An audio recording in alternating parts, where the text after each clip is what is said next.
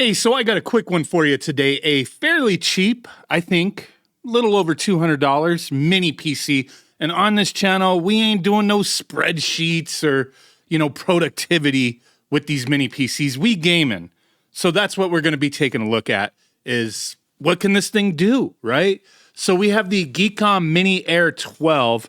And like I said, it's currently slightly over $200 on Amazon or through Geekom themselves. I have tons of Geekom PCs, and I do like the brand. But, this one, it's going to be kind of a lower powered setup, but there's still going to be quite a few things you could do here. So they did send this to me for purpose of review. It came with the 512 gigabyte SSD, 16 gigabytes of RAM, and it does have that Intel Alder Lake N100. It's 12th gen. The one thing I really like about these mini PCs, especially these cheaper ones, I've been noticing come with this, but they'll have like an SD card slot on the side. That's beneficial as all heck, in my opinion. Like you could be throwing a Batacera build, a Coinops build, whatever. We're going to be running the Bitwars build that we've been kind of looking at over the, past so many months on these different little mini PCs. But yeah, you can throw a build on an SD card, just throw it in there. So that's kind of cool. As far as input outputs, we do have quite a few. We got mini DisplayPort, Ethernet, HDMI. We have two USB-Cs with one that can be used for display and the other one can be data only. So you got some options there. Then we have three USB 3.2s. We got Wi-Fi 6, Bluetooth 5.2, and then Windows 11 pre-installed.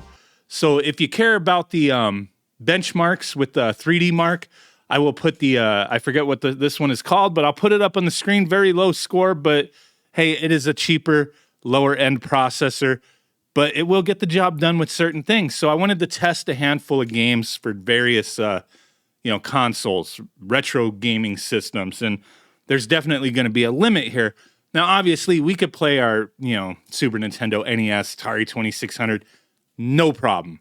Ain't going to be a big deal on a system like this. But what I wanted to do was test out, some of the more demanding systems up to a point. So we'll go ahead and show some footage, talk about it, and, let you see. Round one, fight!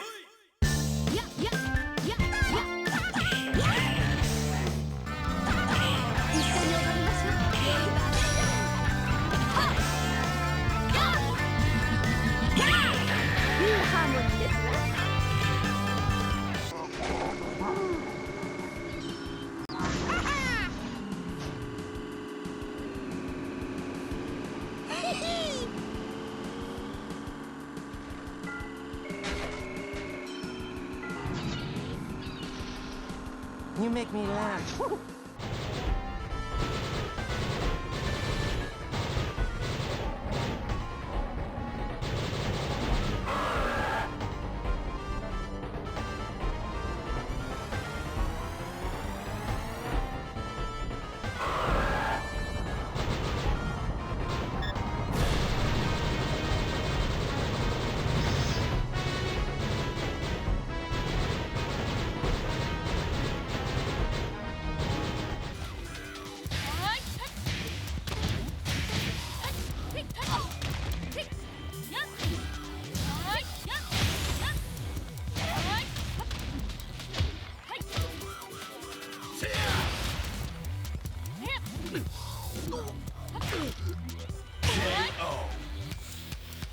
Round two, fight!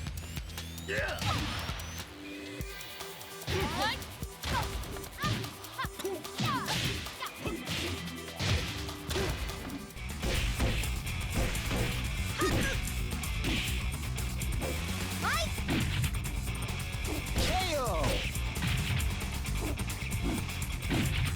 Fight two!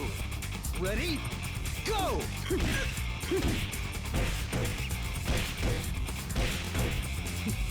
Excellent!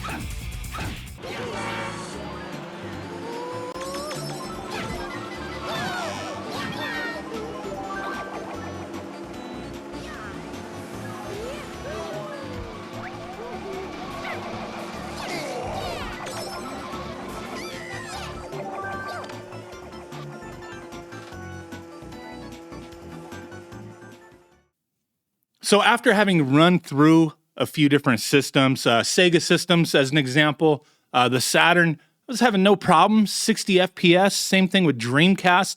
It is going to vary depending on the game, the emulator you're running, that kind of thing. Setting up the emulator settings for certain things, but using these pre-built setups like Coinops and these different things that are out there. Typically, you don't really have to do too much. A lot of them are just optimized to run. And this one, on this PC, was running fine with stuff like that. I was getting decent performance out of Nintendo 64. Jumping into things like PS2. PS2 maybe pushing it a little bit. There's certain games I had no issue running at all, like Virtual Fighter. And then I started playing Guilty Gear, which you would think should be a lower demanding game. And it seems like it is, but it was just sluggish, man. Got to go in there and see if I can make some changes to get that to run better. But yeah, PS2 maybe pushing it a bit. GameCube, perfectly fine.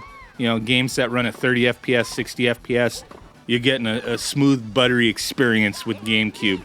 Jumping into Wii, didn't really have any issues with the games I test, but I can't test every single game on the full library for every single system here, so I can't speak to full compatibility as far as what these mini PCs could run, but it was a good sign that Wii was running very well, 60 FPS on all the games that I chose to play. Then Wii U, I would imagine, depending on the game, you may have some, trouble games here and there, but for the most part, everything I ran here was running very well, 60 FPS, no issues at all. So yeah, this is a cheaper little mini PC. I do like the brand, but in this category, like these little N100s, those series of PCs, it's very competitive out there. So there's a lot that's put out, different various price ranges. Do your research. I think this is a good little PC for the money, but like I said, it's very competitive. You could find other deals out there. But yeah, if you're interested in this one specifically, with that SD card slot, all the inputs and outputs, link will be down below. Let me know what you think. Thanks for watching. Bye.